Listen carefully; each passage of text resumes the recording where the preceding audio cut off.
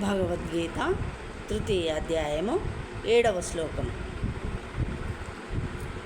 యస్త్వింద్రియాణి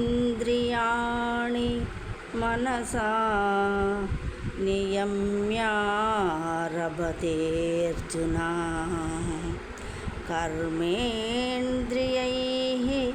కర్మయోగమసక్తః స విశిష్యతే. యహ ఎవడు తు కాని ఇంద్రియాణి ఇంద్రియములను మనస మనస్సుచే నియమ్య నిగ్రహించి ఆరభతే ఆరంభించును. అర్జున ఓ అర్జున, కర్మ ఇంద్రియైః కర్మేంద్రియముల చేత కర్మయోగం భక్తిని అసక్తః ఆసక్తి లేనివాడై సహా అతడు విశిష్యతే అత్యుత్తముడు.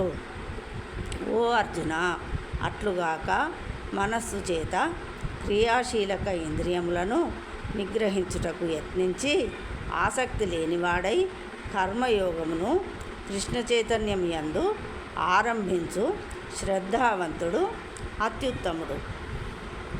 భాష్యము.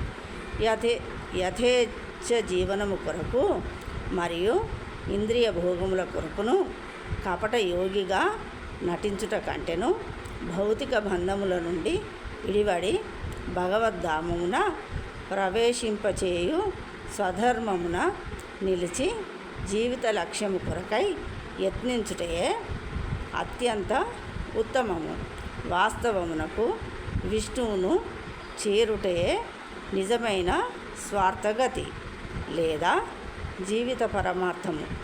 మనకు జీవిత పరమ లక్ష్యమును సాధించుటలో తోడ్పడుట కొరకై ఈ వర్ణాశ్రమ పద్ధతులు ఉద్దేశింపబడినవి.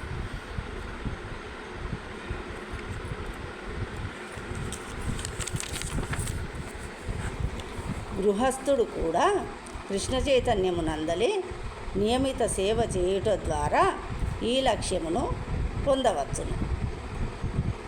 ఆత్మానుభూతి కొరకై ప్రతి ఒక్కరూ శాస్త్రములో తెలుపబడినట్లుగా నియమిత జీవితమును గడుపుతూ ఆసక్తి లేకుండా తన కర్మను అనుసరిస్తూ పురోభివృద్ధిని సాధింపగలరు. ఈ విధానమును అనుసరించు శ్రద్ధావంతుడు అమాయకులైన జనులను మోసగించుటకై ఆడంబరముగా కపట భక్తిని ప్రదర్శించు కపటయోగి కంటెను అత్యంత ఉత్తముడు. కేవలము జీవనోపాధి కొరకై కపట ధ్యానము చేయువాని కంటెను శ్రద్ధగా వీధులను శుభ్రపరచువాడు ఎంతో ఉత్తముడు. జై శ్రీకృష్ణ.